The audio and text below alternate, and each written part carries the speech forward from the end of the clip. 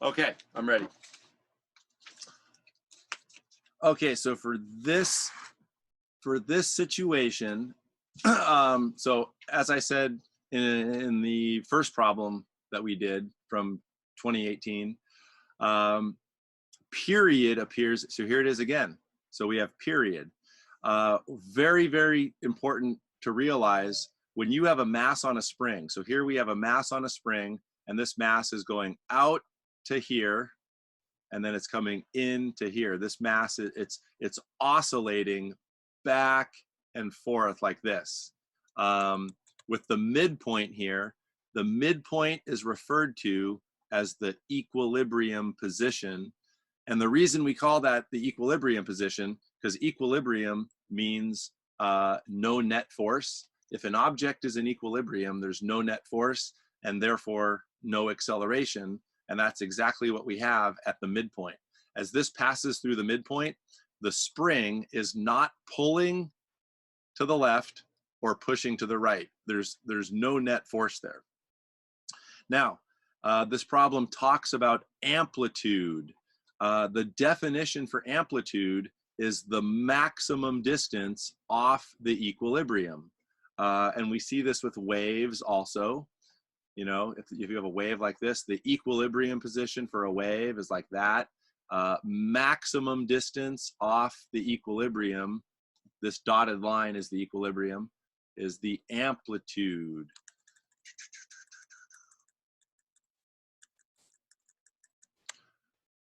Okay, so block P of mass M, it's on a horizontal frictionless surface and is attached to a spring with a spring constant K. The block is oscillating with period TP and amplitude AP about the spring's equilibrium position. A second block Q of mass 2m is then dropped from rest and lands on block P at the instant it passes through the equilibrium position as shown above. Block Q immediately sticks to the top of block P, and the two block system oscillates with period TPQ and APQ. All right, determine the numerical value of the ratio of the two periods. There is an equation, and don't worry about where this equation comes from. It's on the College Board equation sheet, but for situations that involve a mass oscillating on a spring, the equation that describes this, and it's for period, the equation is period equals 2 pi square root m over k, where m is the mass of the block and k is the spring constant of the spring. And I also want to mention here, if you had a pendulum, so a pendulum also has a period. If you have a pendulum that swings back and forth, the period for a pendulum is 2 pi square root L over G. So both of these equations are on the College Board equation sheet, and they're both for period. So be aware that they're there, because if you know that the equations are on the equation sheet, then you can refer to them. A problem that seems really difficult becomes not so bad. So all we need to do for this problem here is we want to solve for this ratio. We want to solve for the period of both masses together when Q lands on P over the period of P alone. So we just plug in. So this would be 2 pi, so period for both of them together would be 2 pi square root. Now the mass, when these guys are joined together, the mass would be 3m, because we have 2m joining with m, so the mass would be 3m over k. And then for P by itself, just that guy, just block P oscillating on the spring would be 2 pi m over k. The 2 pi's drop out. These are identical with one exception. There's a 3 inside the square root. So really, this just simplifies down to root 3 over 1, which is the answer to the question. So this ratio is root 3 over 1. Okay, next question. The figure is reproduced above. However, the amplitude of the oscillation, wait, oh, sorry. How does the amplitude of oscillation APQ, both together, compare with the original amplitude of block P alone? Now we got to write a paragraph length response for this. Part B is definitely the harder question. All right, when block Q gets dropped onto block P, that qualifies as a collision. There's going to be a change in velocity, of block P. Block P is oscillating back and forth, and then right when block P is at the equilibrium position, block Q gets dropped on top, which would be a collision. So the very first thing we want to look at is what's going to happen to the velocity of block P as a result of block Q getting dropped on top. So anytime you have a collision, you want to think about momentum. And the idea is going to be this. So lowercase p is momentum. Momentum initial needs to equal momentum final. And that will always be true when the only force present is the force of the collision itself. So what momentum do we have immediately before Q lands on P? The only momentum is the momentum of block P. Oh, and the other thing is, because you might be wondering, you're like, well, hey, block Q has a momentum because it's coming in with a velocity. But the thing is we want to separate the x direction from the y direction, right? So block P has x motion. Block Q comes in with y motion, but x and y are always separate from each other. They don't affect one another. So really what we're doing here is we're focusing on the x direction.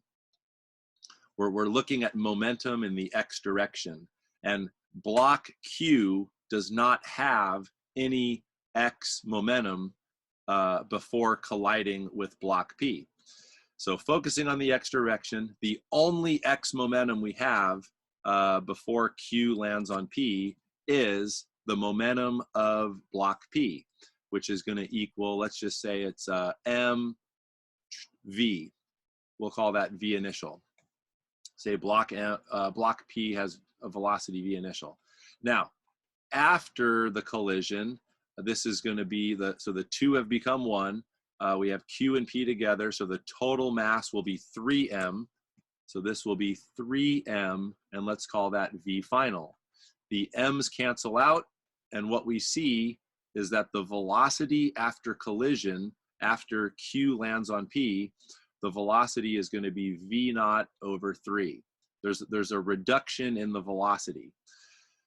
Now, now what we can do is turn our attention, because the question is, what happens to the amplitude? What happens to amplitude when Q lands on P? Well, let's now look at mechanical energy. There is going to be a reduction in the kinetic energy of block P at the equilibrium position. So at the equilibrium position, what's the only mechanical energy we have? Well, at the equilibrium position, the spring is not stretched and it's not compressed. So the only mechanical energy we have at the equilibrium is kinetic.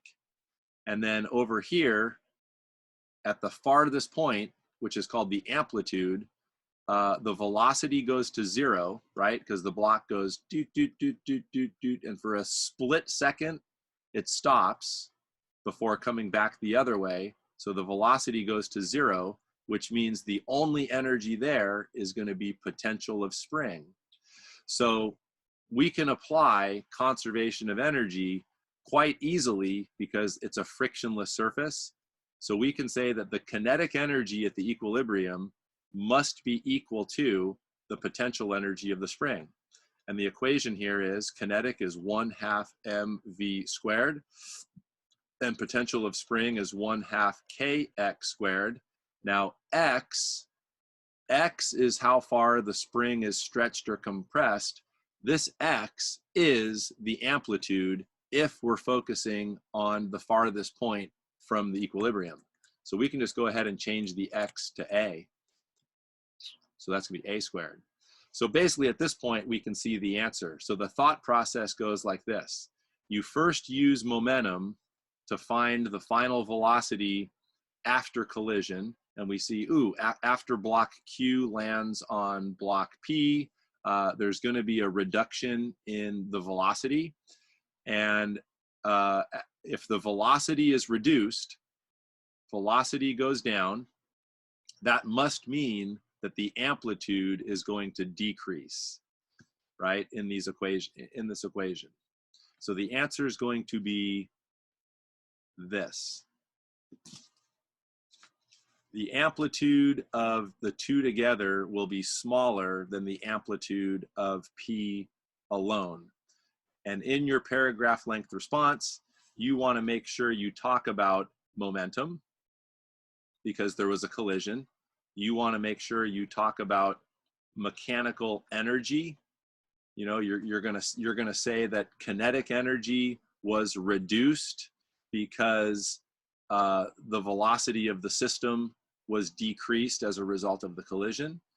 And you're going to want to make sure you talk about the fact that amplitude, so in this equation here for potential of spring, talk about the fact that amplitude is the maximum distance from the equilibrium, and it basically is the x, right? Because in the equation that's x, but for this situation, the x becomes amplitude, with amplitude being max distance from the equilibrium.